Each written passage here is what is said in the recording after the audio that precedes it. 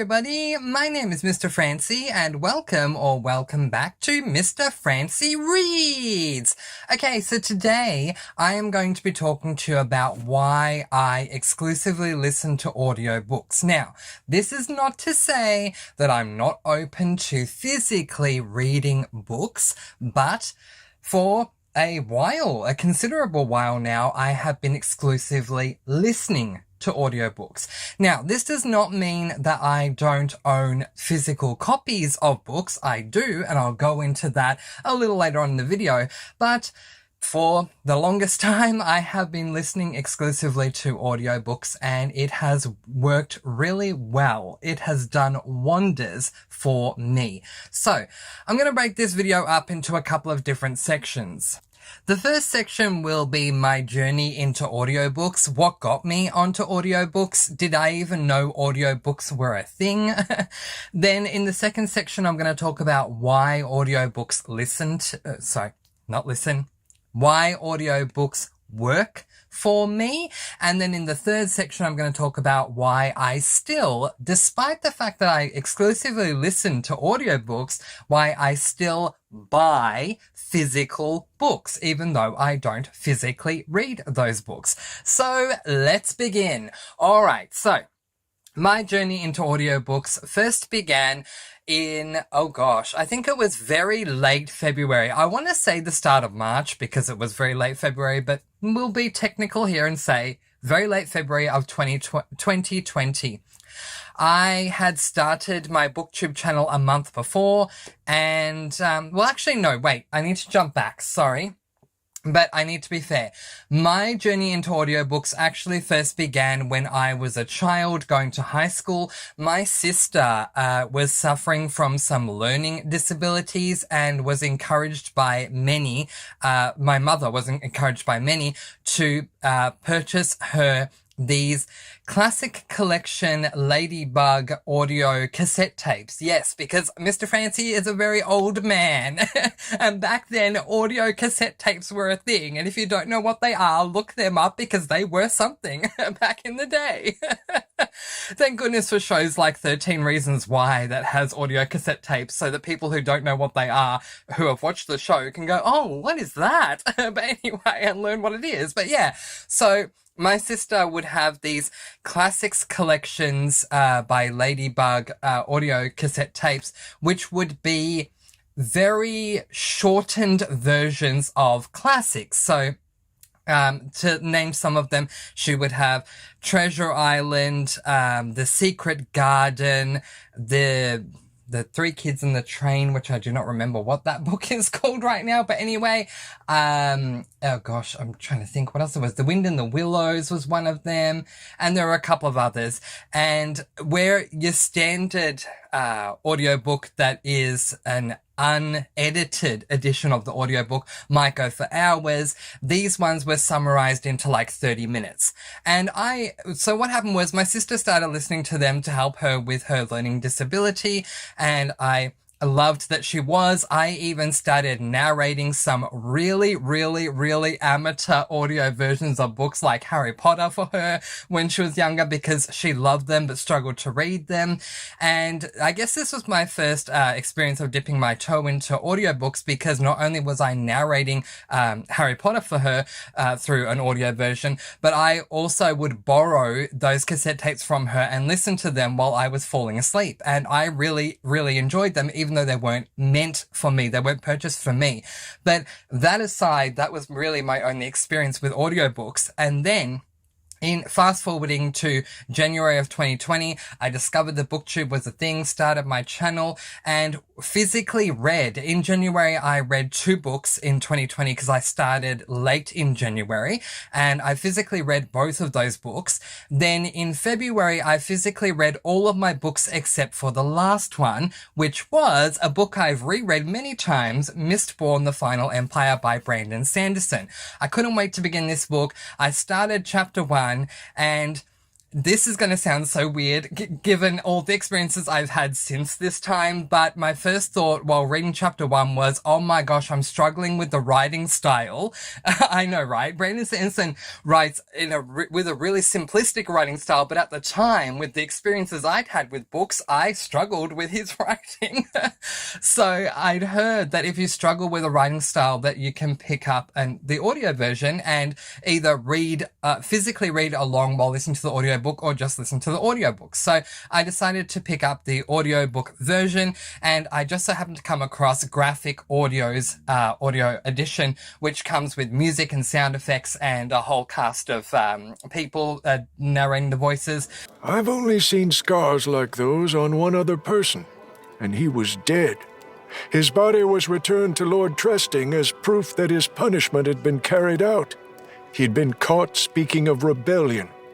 Tresting sent him to the... And I really loved that experience so much, and it still helped me to consume a book that otherwise I would have DNF'd.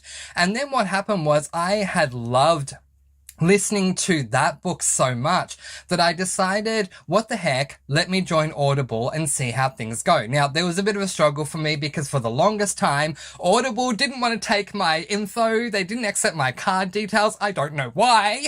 But eventually, around about April, they did. I think I found some other audiobooks online for March, but in April, I finally joined Audible, and I was looking specifically at books that were on my 2020 TBR that were available on Audible.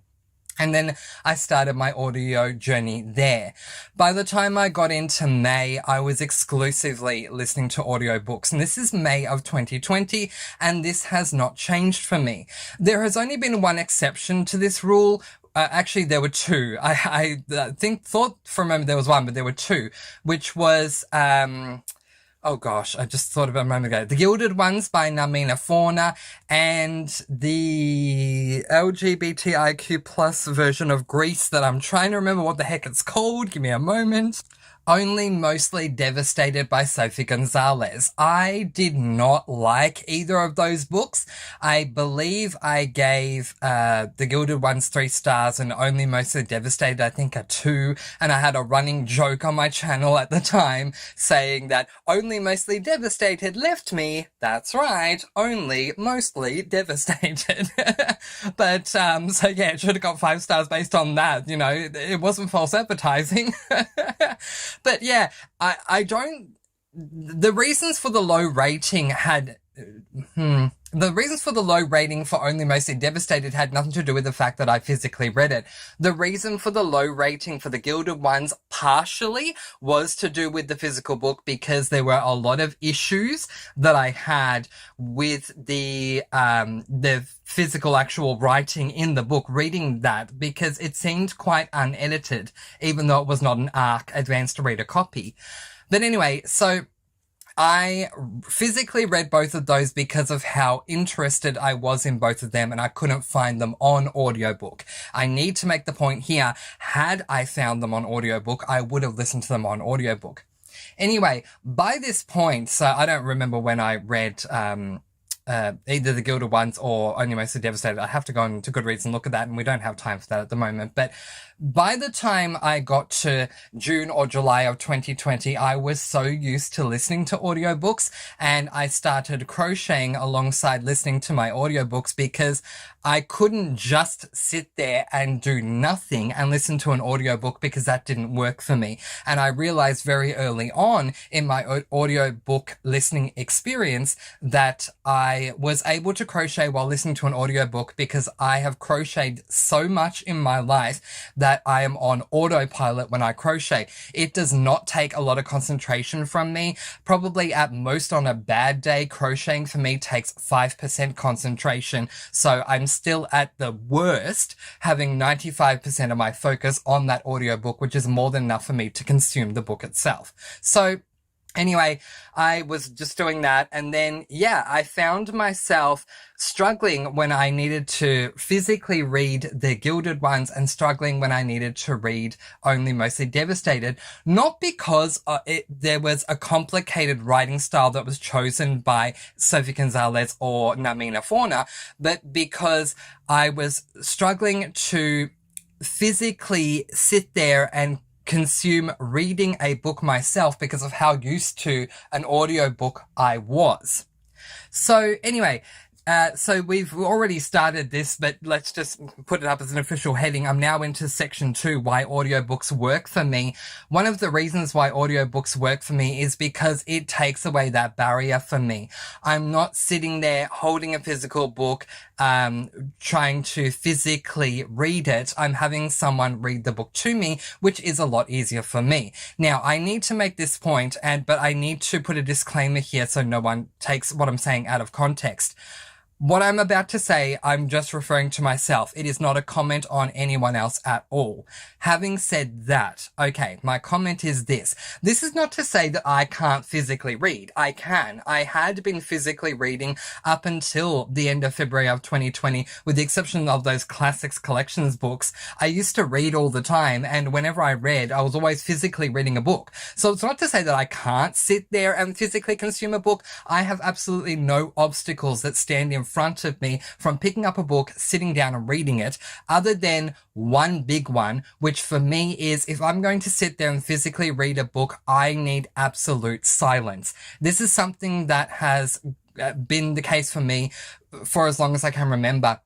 Even when I would be reading books that I need to read for school. And I'm not talking about your fiction books you would read for English. I'm talking about if I was reading a mathematics book or if I was reading a science book or whatever it was to do whatever subject I was doing at school. If there was music on in the background, I know a lot of people need or like music to study. I am one of those people who can't do that. I need for there to be absolute silence, because if there isn't, then that thing is going to distract me. Even if it's going to distract me at a 5% level or anywhere up to a 95% level. If there is music going on in the background, if I'm hearing people talking in the background, even if it's muffled, if I'm hearing people, it's going to pull me out of the book to a certain extent. And anything else ranging from something as silent as someone walking past on the pavement when I'm sitting in a chair reading, through to hearing a loud chainsaw in the background because someone's chopping down a tree or whatever it is that they're doing with a chainsaw. Yeah, let's just keep it to chopping down a tree. We're not here to talk about horror books. Chopping down a tree, it distracts me. So for me, it is not that I struggle to read physically. I don't struggle to see words in front of me and read them and consume them. What I struggle with is anything that's going on around me that's going to pull me out of the book. What I found with audiobooks is that this is not the case. Someone can be having a chainsaw at full power and full loud noise while a motorbike is doing donuts outside of the court that I live in, and I can be listening to an audiobook and not at all be distracted by that noise. So that has taken that roadblock away for me, which is one of the biggest reasons why I prefer to listen to audiobooks. Another reason for me is that I can consume a book faster when I'm listening to it on an audiobook. This is not to say that I'm not a fast reader. Back in the day, prior to BookTube, I was reading incredibly quickly for someone my age. So I was considered back in high school, back in primary, or if you're American, elementary school, as a very quick reader anyway. But for me, an audiobook, I feel like I consume faster. Why is this something that is a benefit for me?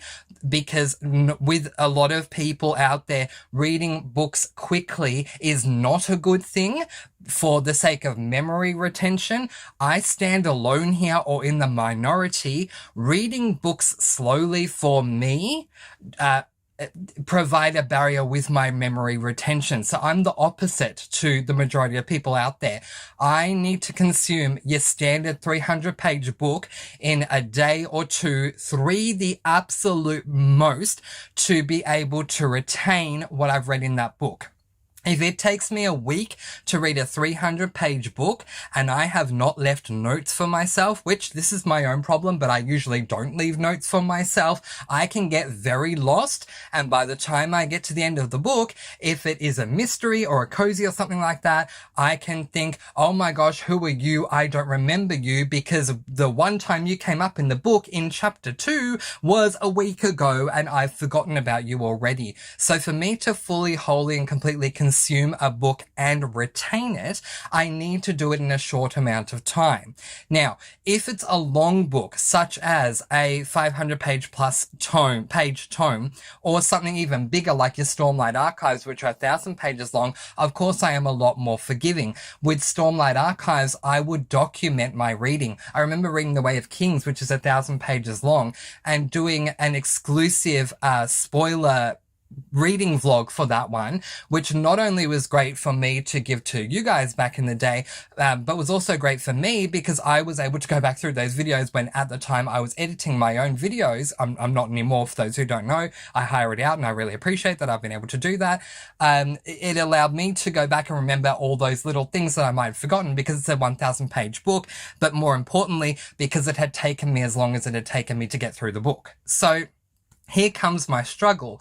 There are people out there who are now realizing, or at least having the confidence on BookTube to say, please stop saying, if you can't find a book to purchase, just go to your library because not everyone has a library. Well, I think that's wonderful. I think we should also be saying to those who struggle to find a copy of an audiobook, well, if you're struggling to find an audiobook, just pick up the physical one and you'll be fine, because I am living proof that that is not going to be the case. I struggle because of the memory retention. I really, really do. And I don't know why this is. I guess it's just how things are for me. I don't consider it to be a problem that I have, and I think that's mainly because of, and by problem I mean I don't consider it to be a barrier for me to reading, and I think that's mainly because audiobooks are available. But what it does for me is it limits the experience that I may be able to have compared to some others who are talking about these amazing books that either aren't available on audiobook to begin with, which is a struggle for me because there were so many cozies last year that you all were talking to me about that I wanted to consume. And of course, the first thing I did was check to see if it's available on audiobook, and wouldn't you know it, it's not on audiobook, so I can't read it because that's just my attitude. If it's not on audiobook, I can't read it. And now, and also in the past, but even more recently as today, I got very lucky with the book I'm currently reading. But anyway, I am finding that there are books out there that are not available in my country. And yeah, so to give you an example of a book that I wanted to read last month that's not available on audiobook, and so therefore I needed to DNF it, is Your Welcome Universe. Who's it by? By Whitney Gardner. So I really wanted to read that book. I know nothing about it. I was going in blind. I found the title of the book, Your Welcome Universe, to be incredibly appealing, and it wasn't available on audiobook. What shocked me about this is normally I do cross-check to make sure that the books on my TBR are available on audiobook, and when I finally got up to that one, I found out it wasn't and thought, how did I not cross-check this? I always cross-check all my books. But anyway, and then the book I'm currently reading is this book, What to Say Next by Julie Buxbaum, and oh my gosh, this annoyed me, and this comes up with authors constantly for someone like me who exclusively listens to audiobooks. I'm sorry to whinge, but let me have my whinging moment because if I don't, who else will? I don't see a lot of people, proudly talking about their audiobook experiences. So let me be the one to whinge for all of those like me who exclusively listen to audiobooks. So one thing that really gets to me is when an author will have audiobooks for certain books that they write and not have them for others. For the case of Julie Buxbaum, I read her book Tell Me Three Things last month, and that was available on Audible. Yep, yay, fantastic. Then I went to read What to Say Next. Today I went to start that book, and it is not available in your country, which means that if you're American, it probably is available for you, but for someone like me who's Australian, it's apparently not available for me. Do I understand this? No. Does it let me down? Yes. Is that an understatement? Absolutely, it's an understatement because it incredibly peeves me off. I'll just say that. I was very angry. How Audible / how Julie Bucksbaum can you have Tell Me Three Things available on audiobook in my country but not What to Say Next? How does that make sense? And then with Cassandra Clare, I'm starting the Red Scrolls of Magic next month, which I cannot wait to read. It features my favorite male couple of all time, Malik, Alec, and Magnus from the Shadowhunters world. And all of Cassandra Clare's series, every single one is available for me in my country on Audible. However, that's a duology, which is the Eldest Curses duology. Those two books are not available for me in my country, which really let me down. Now, the good news is, through the course of my travels, I managed to find a number of different platforms when it comes to audio reading that aren't limiting me to just graphic audio, which is generally what I listen to for the Sanderson books, because I just, personally, you pay more for them, but I find they are a much better experience than Audible, but also graphic audio and Audible. I found that there were a lot more audiobook services out there.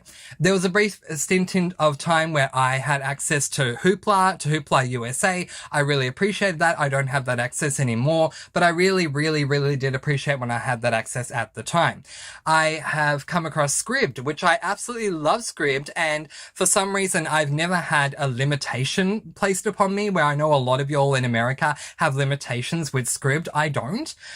So that's wonderful. And yes, you pay a monthly subscription fee, but you pay a monthly subscription fee for Audible anyway. So, and usually for me, 9 times out of 10, an audiobook will appear on Audible or it will appear on Scribd if it's a book that I'm going to read. So there you go.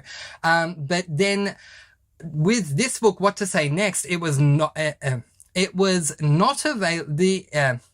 The English narration was not available in my country on Audible. The German narration was. I've come across this a lot. The English version won't be available in my country, which is an English-speaking country, mind you, and yet the German version will be. And then on Scribd, the only version available was, you guessed it, the German version. So what do you guys want me to do? Like, seriously, you want me to learn German just so I can take in this book? I mean, nothing against Germans at all. Now, I have a dear friend who's German. Nothing against Germans. But, you know, come on. We're an English-speaking country in Australia. How are you having the German book available but not the English one? The English-speaking one. I mean, anyway, it is what it is.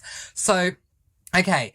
So that annoys me that there are limitations. Now, long story short, with Red Scrolls of Magic and The Lost Book of the White, which are the two books in the Eldest Curses duology, I did find them on Scribd, and I've already saved them to Scribd. So good news, I still get to read my favorite LGBTIQ plus male couple of all time. I get to listen to their series.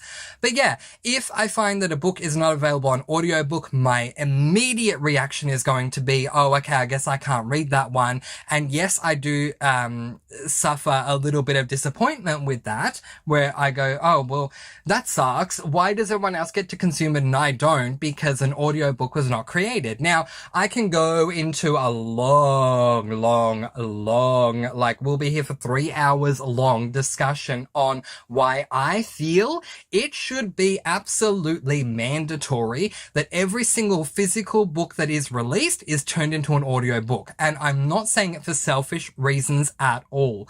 If it was just me that I was thinking about, it is what it is. I'm one person, and if I have to suffer because an audiobook is not being made available, that's fine. I will deal with it. But let's face facts, and this is just a very long 2-hour discussion made very short. There are people out there that cannot consume books any other way other than audio. For whatever reason, they cannot physically read, or they struggle to physically read.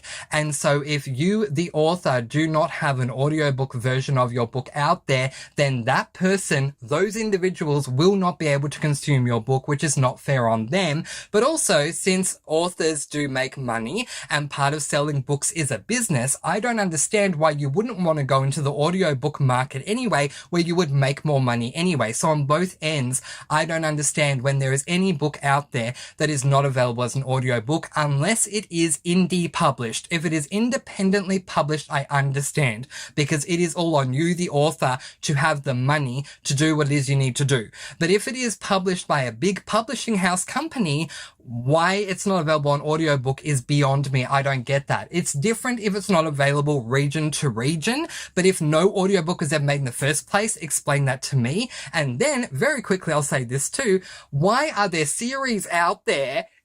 This baffles me even more. Why are there series out there where books 2, 3, 5, and 7 are available on audiobook, but book 1 and 4 are not? Or worse, book 1, 2, and 3 is not available on audiobook, but 4, 5, and 6 is? Really? What? Wouldn't it be better to do it the other way around and have 1, 2, and 3 on audiobook, but not 4, 5, and 6? Like, what's going on there? That just confuses the heck out of me, let alone if you have a series, which I'm more forgiving of, where 1, 2, 3, 4, 5, and 6 are available on audiobook, but 2.5, 3.5, and 4.5 are not available on audiobook. Okay, they're the novellas. I can understand that a little more. But anyway, I've talked too much about that. You get my point. Every book should just be an audiobook anyway, especially for those who, for whatever reason, cannot physically consume an audiobook, and I don't think that is fair. So now to the third and final section of my video, which is entitled Why I Still Buy Physical Books. Because there are people out there, I'm sure, I don't judge you, I don't know why you judge me, but hey, if you're going to judge me, then hey, at least allow me a right to respond, who will think, but Mr. Francy, if you're only listening to audiobooks, which, you know, I have an issue in that anyway, but if you're only going to listen to audiobooks, why do you still buy physical books? What a waste of money. Nay, sir, not for me. And so my first reaction to that is, nay sir, why are you judging me? Let me do me and I'll let you do you. Like, seriously, to each their own. But to respond to the negative Nancys out there, my answer to this is, while I exclusively listen to audiobooks, there is nothing, and I do mean nothing, for me like having the physical representation of the book that I'm listening to on me. And it doesn't matter what stage of the process it is for me, I still like having it on me. Yes, currently right now I am doing audio exclusive videos, and it's tough for me because what you're seeing is an image on the screen where I have these beautiful books that I would love to hold up in front of a camera and show you, and I just can't at the moment. But when I come back, I will come back and do videos. I will be able to show them to you because I have these beautiful physical copies of books on me. But anyway, my point being, why do I still buy the physical books? Okay, so here's my answer to that. You can tell this is not scripted. So firstly, for the before I read the book, I love having a physical representation of my upcoming TBR. My third bookshelf on the third row down has my physical TBR for the following month. So my April TBR, all the physical books are there. They're all ready to go. So I like having that representation there so I can see them physically. I know what I'm reading. I have them ready to go. Then during the month, I love to see a physical representation of what I have read. So by the time I've read 1, 2, 3, 4, 5, whatever it is amount of books that I've read, and I'm not judging how many books anyone reads, I'm just saying when I have read a certain amount of books, I like seeing them. I have a special place for the books that are on my current TBR, where on the left-hand side are books that I've completed that month, and on the right-hand side are books I haven't gotten to yet, and smack bang in the middle on display is the book that I'm currently reading, because I like seeing that physical representation. But now let's talk about me actually listening to the book I'm currently consuming. The reason why I like having that on me is because I still love having the opportunity to grab a bookmark and place it into the book where I'm up to. Because again, it gives me that physical, tangible representation of where I'm at, not necessarily in my month prior to my month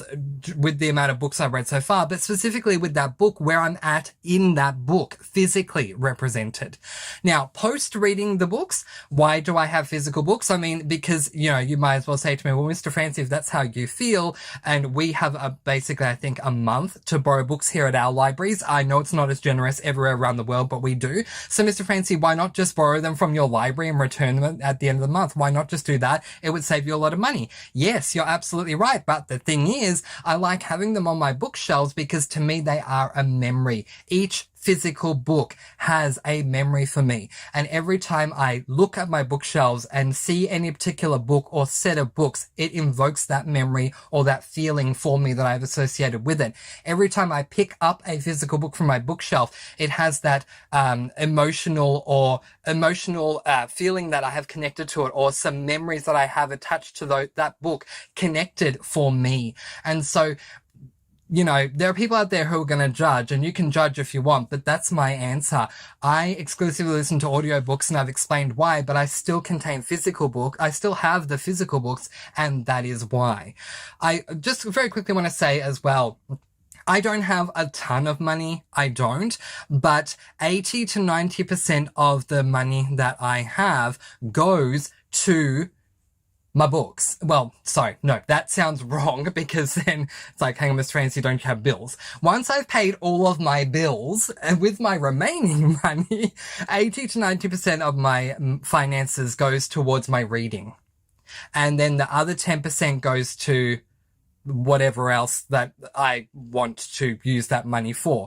But within bills, I'm including grocery shopping and everything else. So once I've done all that, what's left I can use for myself to do something to do with reading, and whether that be my subscriptions to my audiobooks or my physical books, because that is my main form of entertainment, that is what I choose to do. But anyway, that is the video, and those are the reasons why I exclusively listen to audiobooks. I want to try and see if this month or next month, if I can pick up one of my shorter books, so like those that are 200 pages or less, and just give it a go and see how I feel physically reading it. But at this stage, I'm enjoying being an audio exclusive listener. What are your thoughts on the audiobook experience? Let me know in the comments below. But in the meantime, that is where I am going to leave it, letting you all go with peace, blessings, and so much love. Please do be kind and love one another, and spread your sparkling energy all throughout the world. And until next time, happy reading or listening. Bye, guys.